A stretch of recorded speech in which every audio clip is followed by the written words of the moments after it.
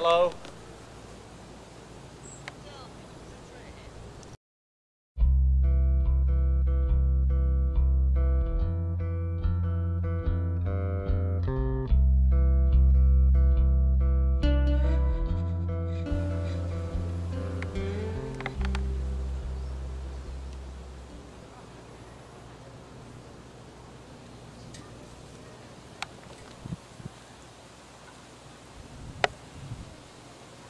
Hello and welcome to Wigan News. The headlines on this lovely day: Boris Johnson on a bench.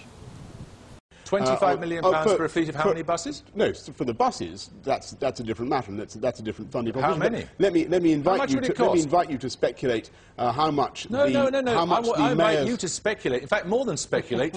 Scientists prove that dogs just can't get cancer.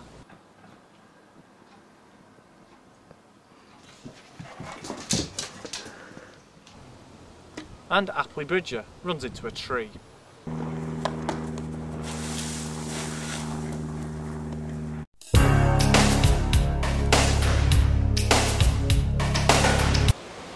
And now here's a special gambit on gay sex and how Mr. Dave Cam is trying to stop it off. Yes, I really like it. I know what you're doing. That's the way. I like that. I know what you're doing. If you could just send me your details on it. That's the sound I hear every night, and just one of the things the WMBC are saying as they engross themselves amongst hours upon hours of footage of you, and yes, I mean you personally. One of the many websites under threat is the gay networking site Bulbous. Unbeknownst to many, the government have tried to slip through the House the new Gaydom Act. It's a new initiative that aims to tackle the rising number of dicks on screen and chop them off. It's homophobia. They want to murder our cocks.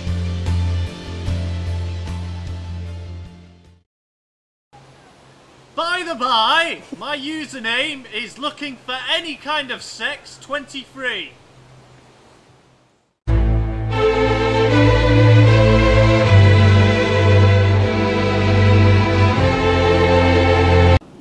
I'm just outside now looking at the clouds, trying to see what I can find.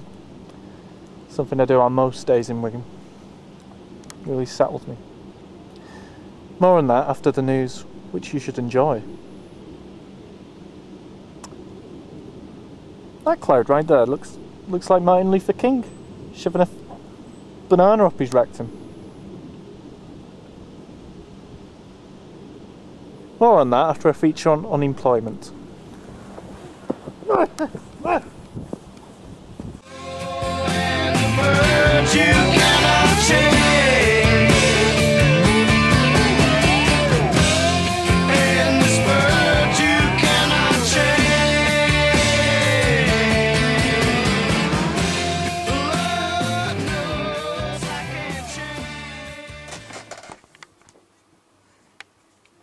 This man works at a factory picking shit up off the floor and putting it in the bin.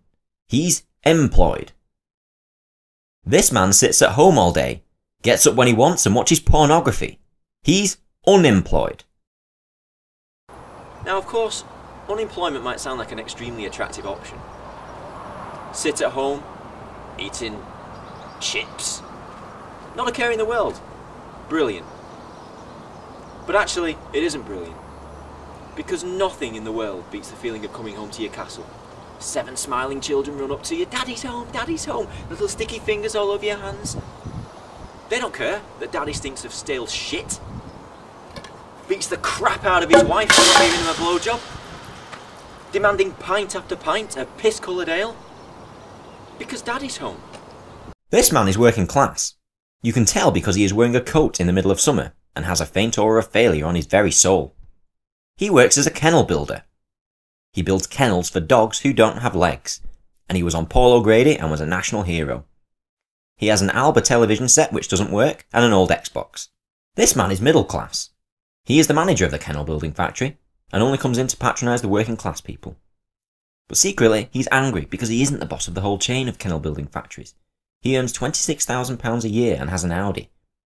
If one of his tyres pops, he can buy a new one and it's okay. His television is 37 inches and he has some speakers for it as well. This man is upper class. He owns all the kennel building factories in the UK and has lots of money. He's married to a Russian woman who is physically repulsed by him and spends the day on the phone and waving his arms around. Here is a list of famous people who have been unemployed. Goliath, Fry. Now if you're sat there thinking, that wouldn't happen to me, I've never been unemployed and I never will be. What about when you were born? Hear me now! Bruce Dyer, Wigan News.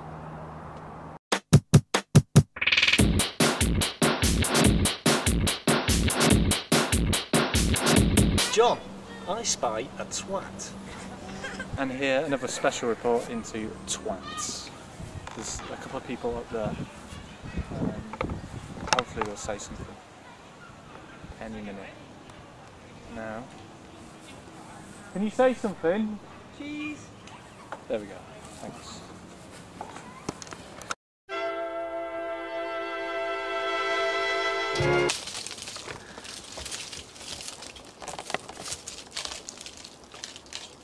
Everyday life can get you down. Not for me though, because I'm better than most people. But if you were average, if you were run-of-the-mill, if you were a nobody, imagine if you could speak to dead people. Here is the first part of our Ethereal documentary, exclusively for Wigan News, and anyone else who show it. This is Peter Devon from Wigan. Peter is 32 and holds a menial job at a local bread factory. He lives alone in a modest semi-detached home in Beach Hill. I've been told he's the sort of man you would pass in the street without a second glance. But Peter is far from ordinary. In 1995, he suffered a horrific accident. Peter claims the accident changed his life for the better. He also claims the accident gave him an extraordinary gift. Is it possible that Peter Devon can really communicate with God himself?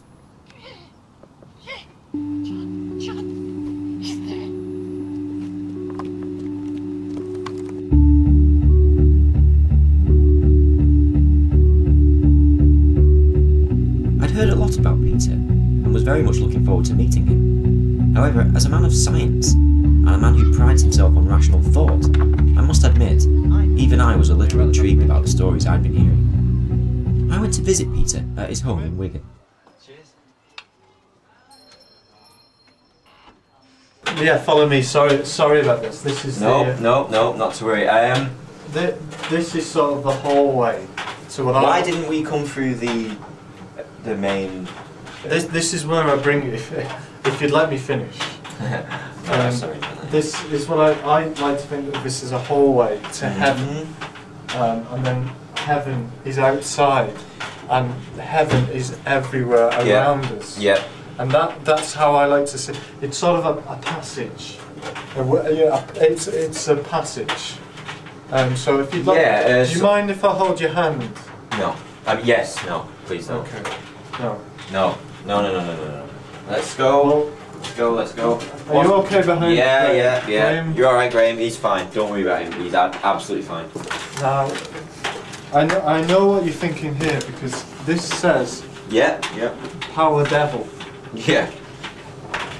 That's probably the last thing and you this would want. Is in the passage. So I'm trying to get rid of the devil by putting him in the passage. Yeah. And I'll tell you an interesting story, and you can record this. Yeah, you recording it, Graham? Yeah. Whenever I bring this out into outside into heaven, it says Power God. It changes the letters and it says Power God, and I've seen this happen, and it happens every single time. Yeah. So, do you mind if we just? Yeah. Let's get a bit of a. I knew this was. Oh. Proof already. Ectoplasm. This right here, I found this on the back of a farmer who'd hung himself. And I found this and I put it on, and instantly I knew how to farm. And then I made a farm, and I made so much money from this farm, and spent it all on this passage. So this is sort of a good luck coat. It is. Yeah. And to look, if you see, this has got ectoplasm on, so that is proof right there. Yeah, no, it's interesting. What is ectoplasm? I mean, I know, but just in case people are unaware of what this is. It's ghosts. Yeah. Okay, let's go. Sorry about that. I didn't mean to stand on your foot there. I was a bit.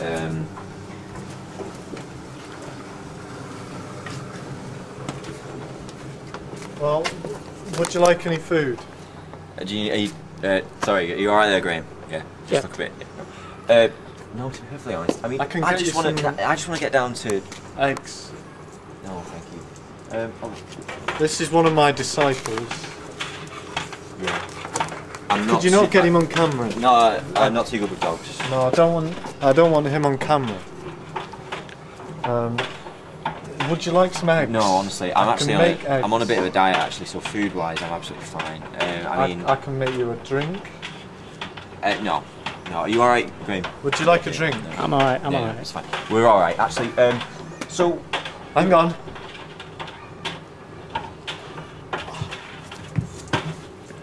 You all right there? Sorry, this sometimes happens. I've been punched by a ghost. I knew it. As soon as before when we were in there, I got hit, and I knew it was that, and I knew it was a ghost. So there are actually spirits present here. There are spirits here now. Now right, come on, then. well, I'll take you over to the what I call the chair area. Yeah, let's do it. Is he okay? He's absolutely fine. Graham is.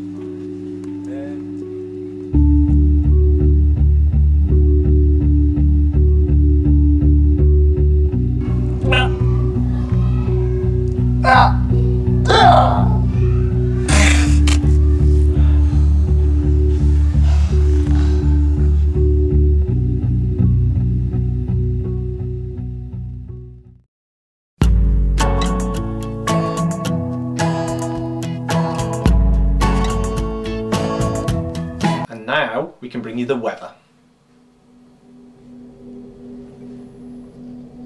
Lovely weather there, and I'm afraid that's all we've got time for today. Don't worry though, because everything will be fine. Don't worry. Don't worry about a thing. There's nothing worth worrying about in life. There really isn't. Honestly, there's absolutely nothing worth worrying. Why do you always worry? There's nothing worth worrying about. Don't be sad, be happy. Try and be happy. Just don't worry. I love you. Everyone loves you. Good night.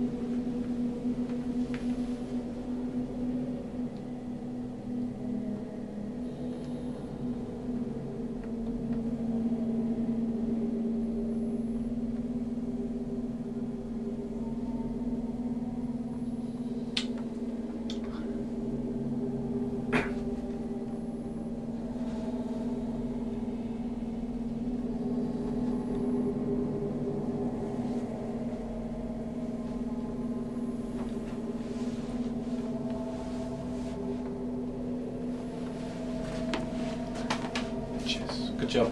Good job, guys.